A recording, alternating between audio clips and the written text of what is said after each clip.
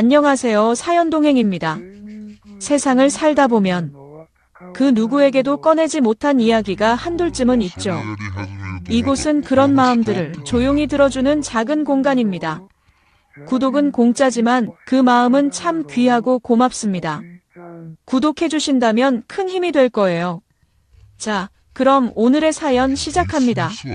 안녕하세요, 여러분. 저는 올해 41살 조현민이라고 합니다. 공공기관에서 계약직으로 일하고 있고 성격은 좀 조용한 편이죠. 말수가 많지 않아서 친구들도 저를 과묵한 사람이라고 부를 정도입니다. 제가 오늘 이런 자리에서 제 이야기를 꺼내는 건 정말 어려운 결정이었어요. 하지만 제가 겪은 일들을 혼자만 품고 있기엔 너무 답답하더군요. 그래서 용기 내어 말씀드리려고 합니다.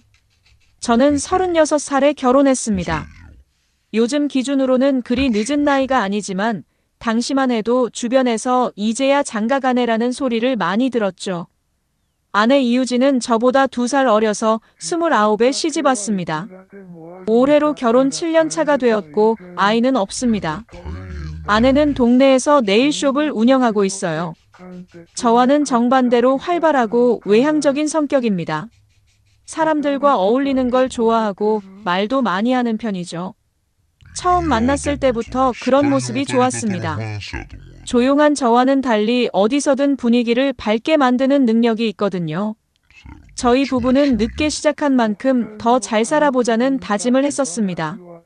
주변 친구들이 이미 애들 키우느라 정신없이 사는 것을 보면서 저희는 서로만 바라보며 살겠다고 약속했죠. 그래서 저는 항상 아내를 먼저 생각했습니다. 아내가 원하는 것이 있으면 제 것은 포기하더라도 들어주려고 노력했어요. 결혼 초기에는 정말 행복했습니다. 아내가 네일숍을 차리고 싶다고 했을 때도 제가 가지고 있던 적금을 모두 털어서 지원해줬습니다. 가게 인테리어부터 장비 구입까지 하나하나 함께 준비하면서 우리가 함께 만들어가는 꿈이라고 생각했거든요. 아내는 사업을 시작한 후에 더욱 바빠졌습니다. 손님들과의 관계도 중요하다며 종종 모임에 참석하곤 했죠. 저는 집에서 혼자 저녁을 먹는 날이 많아졌지만 아내가 열심히 일하는 모습이 대견해서 불평하지 않았습니다. 그런데 언제부터인가 아내의 행동이 조금씩 달라지기 시작했어요. 예전에는 제가 조금만 늦게 들어와도 어디 갔다 왔어? 왜 이제 와? 라고 물어보던 사람이 이상하게 제 일정에 대해 캐묻기 시작한 거죠. 그것도 의심스러운 눈초리로 말입니다. 처음에는 그냥 관심 표현이라고 생각했어요. 부부니까 서로 궁금할 수도 있는 거 아니겠습니까? 하지만 시간이 지나면서 그 정도가 점점 심해졌습니다. 제가 회사 동료들과 회식을 하고 온다고 하면 정말 동료들하고만 있었어? 혹시 다른 사람은 없었어? 라고 계속 물어보는 거였어요. 그럴 때마다 저는 웃으면서 당신 말고 다른 여자는 관심도 없어라고 대답했습니다. 실제로 그랬거든요. 저는 결혼 후에 다른 여성에게 관심을 둔 적이 단 한 번도 없었어요. 아내 하나만으로도 충분했으니까요. 하지만 아내의 의심은 날이 갈수록 강해졌습니다. 제가 핸드폰을 보고 있으면 누구한테 연락하는 거야? 라고 물었고 제가 샤워하는 동안 제 핸드폰을 몰래 확인하는 것도 여러 번 목격했어요. 처음에는 그냥 넘어갔는데 나중에는 정말 기분이 나빴습니다. 아내의 의심은 점점 더 구체적이고 집요해졌습니다. 제가 퇴근하고 집에 들어서면 먼저 제 옷에서 나는 냄새를 맡아보는 거예요. 오늘 어디 갔다 왔어? 향수 냄새 나는데? 라고 물어보곤 했습니다. 저는 대체 무슨 향수 냄새인지 모르겠다고 했지만 아내는 계속 의심스러운 표정을 지었어요. 어느 날은 제가 회사에서 돌아와 보니 제 지갑 안에 카드들이 평소와 다르게 정리되어 있었습니다. 아내가 제 지갑을 뒤진 게 분명했어요. 그날 밤에 혹시 내 지갑 봤어? 라고 물어봤더니 아내는 왜? 뭔가 들킬 게 있어? 라고 되묻더군요. 정말 기가 막혔습니다. 제가 뭔가 숨기고 있다는 식으로 말하는 거잖아요. 저는 그런 게 아니라 서로 사생활은 존중해주자고 말했어요. 그랬더니 아내가 갑자기 화를 내면서 사생활? 우리가 남남이야? 부부인데 무슨 사생활이야? 라고 소리치더군요. 그 이후로는 아예 노골적으로 제 물건들을 뒤지기 시작했습니다. 제가 입고 간 옷의 주머니, 제 가방 안, 심지어 제 차 안까지 샅샅이 뒤졌어요. 무엇을 찾고 있는 건지 물어봤더니 여자 머리카락이나 향수 냄새, 아니면 다른 증거들이라고 대답하더군요. 저는 정말 억울했습니다. 결혼 후에 다른 여자와 스친 적도 없는데 매일매일 범죄자 취급을 받는 기분이었거든요. 그런데 아내는 제 반응을 보고는 결백하면 당당해야 하는 거 아니야? 왜 그렇게 불편해? 라고 했어요. 참다 못해서 어느 날 제가 진짜 화를 냈습니다. 도대체 왜 이러는 거야? 내가 언제 다른 여자와 바람을 피웠다고 이런 식으로 대하는 거야? 라고 소리쳤어요. 그랬더니 아내가 오히려 눈물을 흘리면서 당신이 변했어. 예전과 달라졌다고. 분명히 다른 여자가 생긴 거야 라고 울부짖더군요. 저는 그때 정말 당황했습니다. 제가 언제 변했다는 건지, 도대체 뭐가 달라졌다는 건지 전혀 이해할 수 없었거든요. 오히려 매일 의심받고 감시당하는 생활 때문에 스트레스를 받고 있는 건 저였는데 말이에요. 그 이후로 저희 집 분위기는 정말 냉랭해졌습니다. 아내는 제게 말을 거의 하지 않았고, 저 역시 무슨 말을 해도 의심받을 것 같아서 입을 다물고 지냈어요. 저녁 식사 시간도 조용하기만 했고, TV 소리만이 그 정막을 깨뜨릴 뿐이었습니다. 그런데 이상한 건 아내가 저를 의심하면서도 정작 자신은 점점 더 자주 외출하기 시작했다는 거예요. 예전에는 집에 있는 시간이 많았는데 어느 순간부터 샵일로 바빠졌다며 늦게 들어오는 날이 많아졌습니다. 특히 주말에는 거의 집에 없었어요. 내일 관련 세미나가 있다. 샵 사장들 모임이 있다. 새로운 기술 배우러 간다는 식으로 핑계를 대며 나가곤 했죠. 저는 아내가 열심히 자기 일에 매진하는 거라고 생각했습니다. 그래서 수고 많다, 조심해서 다녀와라고 말해주곤 했어요. 하지만 마음 한편으로는 뭔가 이상하다는 생각이 들기 시작했습니다.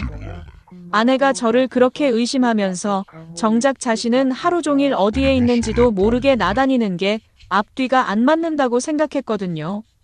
하지만 저는 아내를 믿고 싶었습니다. 설마 제가 의심받는 그런 일을 아내가 할 리는 없다고 생각했어요. 아내의 외출이 잦아진 지 몇 달이 지났을 무렵, 저는 점점 더 이상한 점들을 발견하기 시작했습니다. 가장 먼저 눈에 띈 건 아내의 옷차림이었어요. 예전에는 샵에 나갈 때 편한 옷을 입고 갔는데 언제부터인가 정말 신경 써서 차려입고 나가더군요. 특히 소위 세미나나 모임에 간다는 날에는 평소보다 훨씬 더 예쁘게 꾸미고 나갔습니다. 화장도 진하게 하고 향수도 평소보다 많이 뿌리고 말이에요. 저는 오늘 특별한 일 있어? 라고 물어봤지만 아내는 그냥 사람들 만나는 자리니까 단정하게 입고 가는 거야 라고 대답했어요. 그런데 정말 이상했던 건 그런 날에는 꼭 늦게 들어온다는 거였습니다. 보통 오후에 나가서 밤 10시, 11시에 들어오곤 했어요. 심지어 어떤 날은 새벽 1시가 넘어서 들어온 적도 있었습니다. 제가 이런 시간까지 뭐 했어? 라고 물으면 모임 후에 뒤풀이가 있었다거나 늦게까지 이야기하다 보니 시간 가는 줄 몰랐다고 했어요. 저는 그냥 그러려니 했습니다. 사실 저도 회사 동료들과 회식할 때 늦게 들어간 적이 있었거든요. 그런데 문제는 그 빈도였어요. 일주일에 두세 번씩은 그런 일이 반복되었습니다. 네일숍 사장들이 그렇게 자주 모임을 가질까 싶었지만 저는 그 업계 사정을 잘 모르니까 그냥 넘어갔어요. 결정적으로 의심이 든 건 지난 결혼기념일 때였습니다. 저는 미리 레스토랑을 예약해두고 아내에게 오늘 우리 기념일이니까 일찍 들어와서 저녁 함께 먹자고 말했어요. 아내도 알았어. 일찍 마무리할게라고 대답했습니다. 그날 저는 일찍 퇴근해서 집에서 기다렸어요. 꽃도 사고 선물도 준비해서 말이죠. 그런데 시간이 지나도 아내가 오지 않는 거예요. 7시가 되어도 8시가 되어도 연락이 없었습니다. 제가 전화를 걸어봤더니 통화 중이었고 문자를 보내도 답이 없었어요. 결국 아내는 밤 11시가 넘어서야 들어왔습니다. 제가 오늘 우리 기념일이라고 했잖아라고 하니까 아내가 깜짝 놀라면서 아, 맞다. 미안해, 깜빡했어라고 하더군요. 결혼 기념일을 깜빡했다고요? 7년 동안 한 번도 잊어본 적이 없었는데 말이에요. 그때부터 저는 본격적으로 뭔가 이상하다는 생각이 들기 시작했습니다. 아내에게 오늘 어디 갔다 왔어? 라고 물어봤더니 샵 사장님들하고 새로운 기술 배우러 갔다 왔어 라고 하더군요. 그런데 그날 아내가 들고 온 가방을 보니까 거기서 현금 영수증 하나가 떨어졌어요. 저는 그냥 주워서 아내에게 주려고 했는데 무심코 내용을 보니까 깜짝 놀랐습니다. 그건 네일 관련 학원이나 교육기관 영수증이 아니라 고급 한정식집 영수증이었어요. 그것도 2인 메뉴로 주문한 것이었습니다. 더 이상한 건 그 영수증의 날짜였어요. 바로 우리 결혼기념일 날짜였습니다. 아내가 교육받으러 갔다고 했던 바로 그날, 다른 사람과 함께 한정식집에서 식사를 했다는 뜻이었어요. 저는 그 순간 머리가 하얘지는 기분이었습니다. 하지만 확실하지 않은 상태에서 성급하게 따지고 싶지는 않았어요. 혹시 제가 오해하고 있는 것일 수도 있으니까요. 그래서 일단 그 영수증을 조용히 챙겨두었습니다. 그날 밤 저는 잠이 오지 않았습니다. 아내가 저를 속이고 있는 건 아닐까 하는 생각이 계속 머릿속을 맴돌았거든요. 혹시 아내가 저를 그렇게 의심했던 이유가 자기가 그런 일을 하고 있어서였던 건 아닐까요? 그 영수증을 발견한 이후로 저는 아내를 더 자세히 관찰하기 시작했습니다. 물론 아내를 감시한다는 기분이 들어서 마음이 편하지는 않았어요. 하지만 뭔가 확실하게 알아야겠다는 생각이 들었거든요. 가장 먼저 눈에 띈 건 아내의 핸드폰 사용 패턴이었습니다. 예전에는 집에서 핸드폰을 아무렇게나 두고 다녔는데 어느 순간부터 항상 자기 곁에 끼고 다니더군요. 화장실 갈 때도 샤워할 때도 가져가는 거예요. 그리고 핸드폰이 울릴 때마다 깜짝깜짝 놀라는 모습을 보였습니다. 저와 함께 있을 때 전화가 오면 급하게 다른 방으로 가서 받곤 했어요. 누구야? 라고 물으면 샵 손님이라거나 사장님 모임 관련이라고 대답했지만 목소리 톤이 평소와 달랐습니다. 특히 문자 메시지를 받을 때의 반응이 정말 이상했어요. 핸드폰에서 알림음이 울리면 재빨리 확인하고는 혼자 미소 짓거나 얼굴이 붉어지는 모습을 보였거든요. 저는 무슨 좋은 소식이야? 라고 물어봤지만 아내는 아니야, 그냥이라고만 답했어요. 그러던 어느 날 저는 동네 세탁소에 옷을 맡기러 갔습니다. 그 세탁소 사장 아주머니는 동네 사정을 다 꿰고 있는 분이에요. 저를 보시더니 이런 말씀을 하시더군요. 아저씨, 부인분이 요즘 참 바쁘시나 봐요? 맨날 나가시던데. 저는 그냥 네, 일이 많아서 그래요라고 대답했습니다. 그랬더니 아주머니가 조금 망설이시다가 이런 말씀을 하셨어요. 그런데 말이에요. 어제도 그 사람하고 같이 나가시는 거 봤는데. 근데 그분이 아저씨는 아니잖아요. 그 말을 듣는 순간 제 가슴이 철렁 내려앉았습니다. 어떤 사람이었는데요? 라고 물어봤더니 아주머니는 키가 좀 작고 머리가 좀 벗겨진, 나이는 아저씨하고 비슷해 보였어요 라고 하시더군요. 집에 돌아와서 곰곰 생각해보니 여러 가지 의문점들이 퍼즐처럼 맞춰지기 시작했습니다. 아내가 그렇게 자주 외출하는 것, 예쁘게 꾸미고 나가는 것, 늦게 들어오는 것, 핸드폰을 끼고 사는 것, 모든 게 설명이 되더군요. 그날 밤 아내가 들어온 후 저는 조심스럽게 물어봤습니다. 오늘 어디 갔다 왔어? 샵일로 나갔다 왔어. 혼자? 응, 혼자. 거짓말이었습니다. 세탁소 아주머니가 분명히 다른 남자와 함께 있는 걸 봤다고 했거든요. 저는 더 이상 참을 수가 없었어요. 그 다음 날 저는 회사에 반차를 내고 아내를 따라가기로 결심했습니다. 아침에 평소처럼 출근하는 척하고 나갔다가 조금 있다 돌아와서 차 안에서 기다렸어요. 오후 2시쯤 아내가 집에서 나왔습니다. 평소보다 더욱 정성스럽게 화장을 하고 새 옷을 입고 나오더군요. 저는 멀찍이서 아내를 따라갔습니다. 아내는 샵으로 가지 않았어요. 대신 시내 번화가로 향했습니다. 그리고 한 카페 앞에서 멈췄어요. 잠시 후 한 남자가 나타났습니다. 키가 좀 작고 머리가 좀 벗겨진 세탁소 아주머니가 묘사했던 바로 그 남자였어요. 두 사람이 반갑게 인사하는 모습을 보는 순간 저는 모든 걸 확신했습니다. 아내가 바람을 피우고 있다는 것을 말이에요. 하지만 저는 감정적으로 행동하고 싶지 않았습니다. 확실한 증거를 수집해야겠다고 생각했거든요. 그날 저는 두 사람이 카페에서 나와 식당으로 이동하는 것까지 지켜봤습니다. 그들의 친밀한 모습을 보면서 저는 마음이 정말 아팠어요. 7년 동안 믿고 살았던 사람이 저를 배신하고 있었다니요. 그날 이후로 저는 본격적으로 증거를 수집하기 시작했습니다. 감정적으로 행동해서는 안 된다고 생각했거든요. 확실한 증거가 있어야 나중에 문제가 되지 않을 테니까요. 먼저 동네 사진관 사장님께 도움을 요청했습니다. 그분은 저희 부부를 어릴 때부터 알고 지낸 분이라 사정을 말씀드리니 흔쾌히 도와주시겠다고 하시더군요. 망원렌즈가 달린 카메라를 빌려주시면서 필요하면 언제든 연락하라고 하셨어요. 다음 주 화요일, 아내가 또 모임이 있다며 나간 날이었습니다.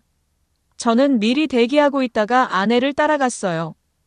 역시나 아내는 그 남자를 만났습니다. 이번에는 식당에 들어갔더군요. 저는 식당 건너편에서 망원렌즈로 두 사람의 모습을 촬영했습니다. 함께 식사하는 모습, 손을 잡고 있는 모습, 심지어 포옹하는 모습까지. 더 이상 의심할 여지가 없는 결정적인 장면들이었어요. 며칠 더 관찰해보니 그 남자는 아내 샵의 단골 손님이었습니다. 처음에는 정말 손님으로 왔다가 언제부터인가 아내와 개인적인 관계가 된 것 같았어요. 샵 문 닫는 시간에 맞춰서 나타나서 아내와 함께 나가는 모습을 여러 번 목격했거든요. 그 남자가 누구인지 알아보기 위해 저는 샵 근처 상인들에게 넌지시 물어봤습니다. 동네 중국집 사장님께서 가장 많은 정보를 주셨어요. 아, 그 사람 말이에요? 근처에서 작은 사업하는 사람이에요. 결혼해서 애도 있는데 몇 달 전부터 그 네일숍에 자주 다니더라고요. 처음엔 부인 손 해주려고 오는 줄 알았는데 나중엔 본인이 봤더군요. 더 충격적인 사실은 그 다음에 알게 되었습니다. 그 남자의 부인이 동네 마트를 운영하고 있었는데 그분도 남편의 행동을 수상하게 여기고 있었다는 거예요.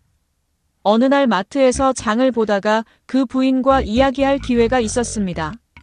저는 조심스럽게 말을 꺼내봤어요. 사모님, 혹시 남편분이 요즘 네일숍에 자주 다니시나요?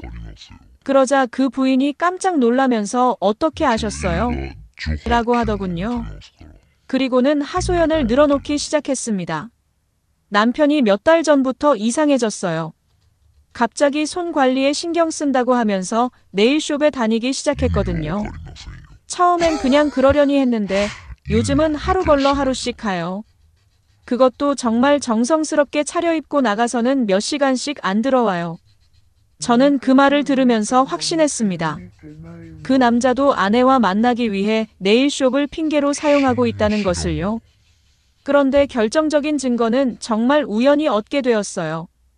어느 날 저녁 아내가 샤워하고 있을 때 아내 핸드폰에서 메시지 알림음이 계속 울렸습니다. 너무 시끄러워서 끄려고 핸드폰을 들었는데 화면에 메시지 미리 보기가 떠 있었어요. 발신자는 자기라고 저장되어 있었습니다. 그런데 그건 제 연락처가 아니었어요. 저는 아내 핸드폰에 현민이라고 저장되어 있거든요. 메시지 내용이 화면에 그대로 보였습니다. 오늘 정말 좋았어. 내일도 이 시에 평소 그 카페에서 만나자. 현민이 의심하고 있는 것 같은데 괜찮아? 조심해야겠어. 이번 주말에 하루 종일 함께 있고 싶다. 저는 그 메시지들을 사진으로 찍어두었습니다.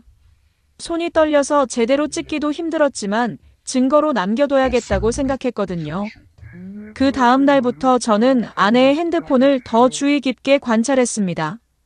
아내가 샤워하거나 잠깐 자리를 비울 때마다 핸드폰 화면을 확인해 봤어요. 며칠 동안 확인한 결과 그 자기라는 사람과 매일 수십 통의 메시지를 주고받고 있었습니다. 내용도 점점 더 구체적이고 친밀했어요. 현민이는 언제 출근해? 오늘 샵 일찍 끝내고 만나자. 어제 그 호텔 어땠어? 다음에는 더 좋은 곳으로 가자. 사랑해.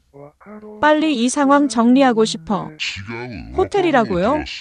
저는 그 메시지를 보는 순간 정말 충격을 받았습니다. 단순히 만나기만 하는 게 아니라 호텔까지 갔다는 뜻이잖아요. 더 자세히 메시지를 확인해 보니 두 사람이 지난 몇 달 동안 여러 차례 호텔에서 만났다는 내용들이 나왔어요.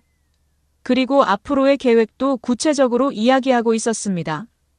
우리 둘 다 이혼하면 당당하게 만날 수 있어. 내년에는 같이 살 수 있을까? 현민이한테 들키기 전에 먼저 이혼 얘기 꺼내볼까? 이제 저는 모든 것을 확신할 수 있었습니다. 아내가 2년 넘게 그 남자와 불륜 관계를 유지하고 있었고, 심지어 저와 이혼해서 그 남자와 재혼할 계획까지 세우고 있었다는 것을 말이에요. 그런데 더 결정적인 증거를 얻게 된 건 일주일 후였습니다. 어느 날 밤, 아내가 그 남자와 통화하는 걸 우연히 듣게 되었거든요. 아내가 베란다에서 조용히 통화하고 있었는데 창문이 조금 열려 있어서 대화 내용이 들렸어요. 자기야, 현민이가 요즘 이상해. 뭔가 눈치챈 것 같아. 그럼 어떻게 할까? 먼저 이혼 얘기 꺼낼까? 아직은 아니야. 증거가 없으니까 시침이 떼면 돼. 조금만 더 조심하자. 저는 그 대화를 몰래 녹음했습니다. 이제 확실한 음성 증거까지 확보한 거였어요. 모든 증거를 수집한 후 저는 법률 상담을 받기로 했습니다. 혼자서 감정적으로 처리하기에는 너무 큰 문제였거든요. 평소 알고 지내던 변호사님께 상황을 설명하고 조언을 구했습니다. 변호사님은 제가 가져온 증거들을 차근차근 살펴보시더니 증거가 충분합니다. 상간자 소송과 이혼 소송 모두 가능해 보이네요 라고 말씀하셨어요. 그리고 부인이 먼저 불륜을 저질렀으니 재산 분할이나 위자료 문제에서도 유리한 위치에 있다고 하시더군요. 저는 며칠 동안 고민했습니다. 정말 이렇게까지 해야 하나 싶었거든요. 7년 동안 함께 살아온 사람인데. 하지만 아내가 그 남자와 나눈 대화 내용을 다시 들어보니 더 이상 망설일 이유가 없었어요. 저와의 관계를 정리하겠다고 했으니까요. 변호사님과 함께 소장을 준비했습니다. 상간자와 아내를 상대로 한 손해배상 청구 소송, 그리고 이혼 소송까지 동시에 진행하기로 했어요. 모든 증거 자료들을 정리해서 법원에 제출했습니다. 소장이 접수된 후 일주일 정도 지났을 때 아내에게 법원에서 통지서가 왔습니다. 그날 아내는 집에 들어오자마자 그 서류를 들고 제게 달려왔어요.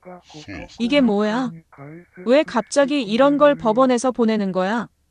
아내는 정말 당황한 표정이었습니다. 마치 정말 모르는 것처럼 연기하더군요.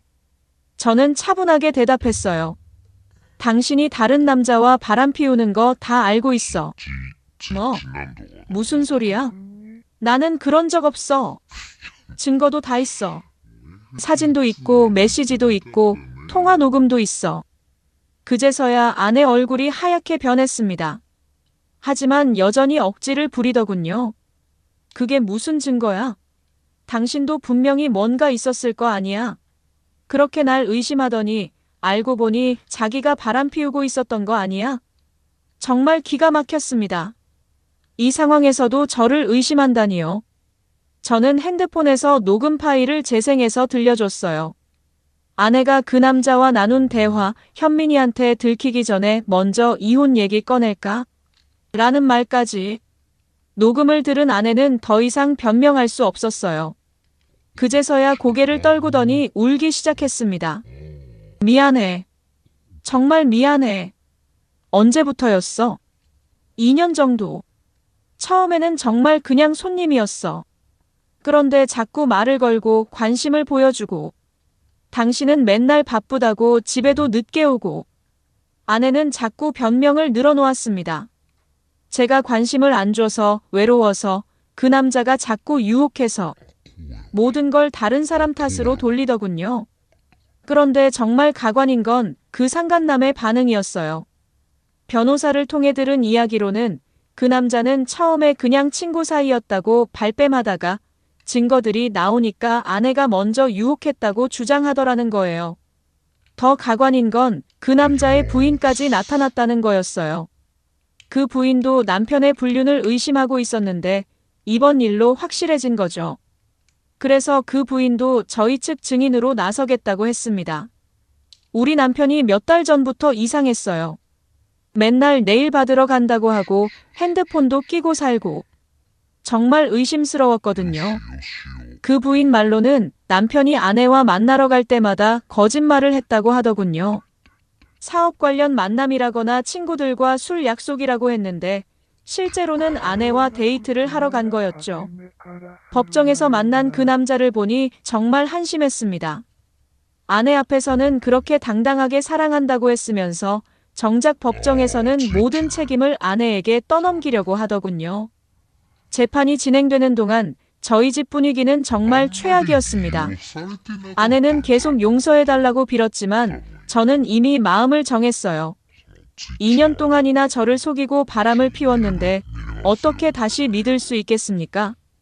더욱이 아내가 그동안 저를 의심했던 모든 행동들이 이제 이해가 되더군요. 자기가 바람을 피우고 있으니까 저도 그럴 거라고 생각했던 거죠. 정말 뻔뻔한 일이었어요. 현민아, 나 정말 후회하고 있어. 다시는 그런 일 없을 거야. 우리 다시 시작하자. 아내는 매일 그런 말을 했습니다. 하지만 저는 들은 척도 하지 않았어요. 이미 신뢰가 완전히 깨졌거든요. 밤마다 그 남자와 나눈 대화 내용이 머릿속에서 맴돌았습니다. 현민이한테 들키기 전에 먼저 이혼 얘기 꺼낼까? 정리하겠다고 했으니 제가 먼저 정리해주는 거죠. 재판 과정에서 더 많은 사실들이 드러났습니다. 그 남자와 아내는 단순히 만나기만 한 게 아니었어요. 함께 여행도 다녀왔더군요. 저는 아내가 샵 사장들과 워크숍 간다고 했던 1박 2일 여행이 생각났어요. 알고 보니 그때 그 남자와 함께 간 거였죠. 신용카드 내역을 확인해보니 그날 호텔 결제 기록이 나왔어요. 더블룸으로 예약되어 있었습니다. 저는 그때 집에서 혼자 라면 끓여 먹으면서 아내가 열심히 공부하고 있구나라고 생각했었는데요. 법원에서는 상간자에게 위자료 3천만 원을 배상하라는 판결이 나왔습니다. 그리고 이혼도 아내의 책임으로 인정되어서 재산 분할에서도 저에게 유리하게 결정되었어요. 판결문을 받은 아내는 정말 절망적인 표정을 지었습니다. 3천만 원이라는 큰 돈을 물어줘야 하는 것도 문제였지만 더 큰 문제는 동네에 소문이 퍼진 거였어요. 샵 손님들도 하나둘씩 소문을 듣고 발길을 끊기 시작했습니다. 불륜한 사장한테 네일 받기 싫다는 거였죠. 결국 아내는 샵 계약을 해지할 수밖에 없었어요. 그 상간남도 마찬가지였습니다. 부인이 이혼을 요구했고 동네에서 평판이 완전히 바닥으로 떨어졌어요. 하던 사업도 제대로 안 되기 시작했다고 하더군요.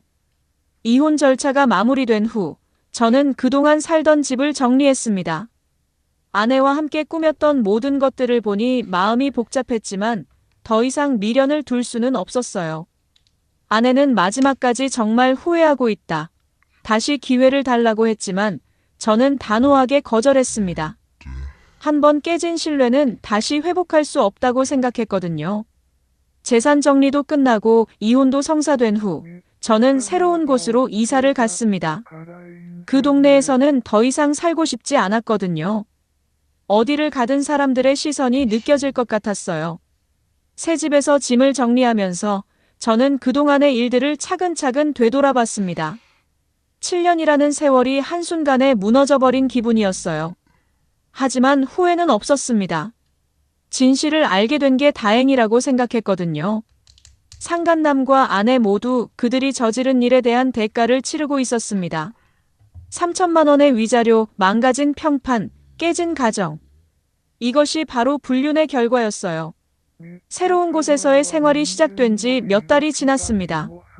처음에는 혼자 사는 게 낯설고 외로웠지만 점점 익숙해지더군요. 오히려 이제는 아무도 의심하지 않고 눈치 보지 않고 살 수 있다는 게 자유롭게 느껴져요. 가끔 예전 동네 사람들에게서 소식을 듣곤 합니다. 아내는 샵을 접고 다른 곳에서 직장을 구했다고 하더군요.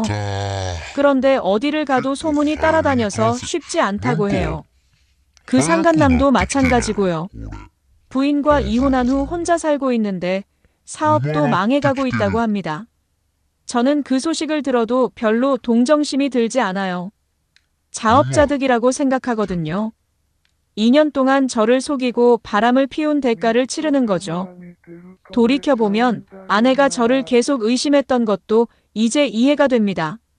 자기가 바람을 피우고 있으니까 저도 그럴 거라고 생각했던 거예요.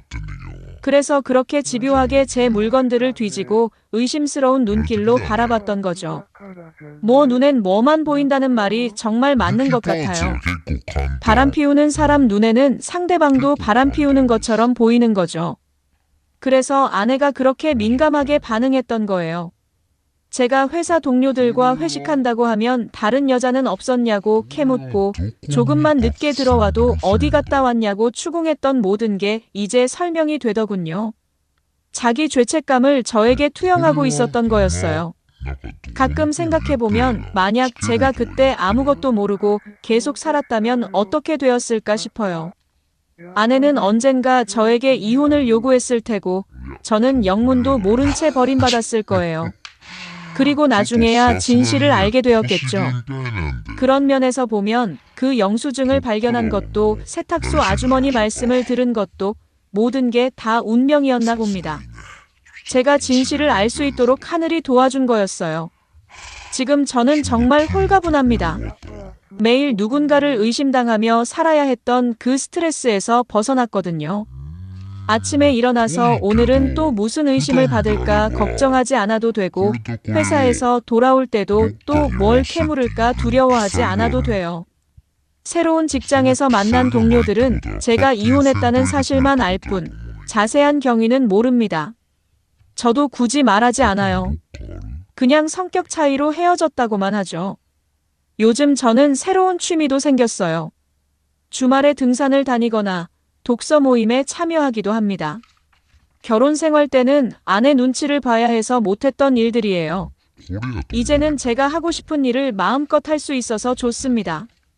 마지막으로 여러분께 한 가지 말씀드리고 싶은 게 있어요. 만약 여러분의 배우자가 갑자기 여러분을 의심하기 시작한다면 한 번쯤은 그 이유를 생각해 보세요. 정말 여러분이 의심스러운 행동을 했기 때문일까요? 아니면 그 사람 자신이 뭔가 숨기고 있어서 그런 걸까요? 자꾸 저를 의심하더니 알고 보니 그 말은 자기 속을 들키지 않으려는 방어였네요. 뭐 눈엔 뭐만 보인다는 말. 그 사람이 딱 그랬습니다. 제 이야기는 여기서 마무리하겠습니다. 긴 이야기를 들어주셔서 고맙습니다. 이번 사연자 조현미는 7년간 결혼 생활을 하던 중 아내 유진이 자신을 계속 의심하는 것에 의문을 품게 됩니다. 알고 보니 아내가 2년간 네일숍 손님과 불륜을 저질렀고 심지어 이혼 후 재혼까지 계획하고 있었습니다. 현미는 사진, 메시지, 통화 녹음 등 확실한 증거를 수집해 상간자 소송과 이혼 소송에서 승리했습니다. 결국 상간남은 3천만 원 위자료를 물고 아내는 샵을 잃고 평판까지 망가졌습니다. 현미는 새로운 곳에서 자유로운 삶을 시작했습니다. 여러분이라면 이런 상황에서 어떻게 하셨을까요? 여러분, 오늘 사연 어떻게 들으셨나요? 지금 이 순간 무슨 생각이 드셨는지도 궁금합니다. 여러분의 소중한 생각을 댓글로 남겨주세요. 지금까지 사연동행이었습니다.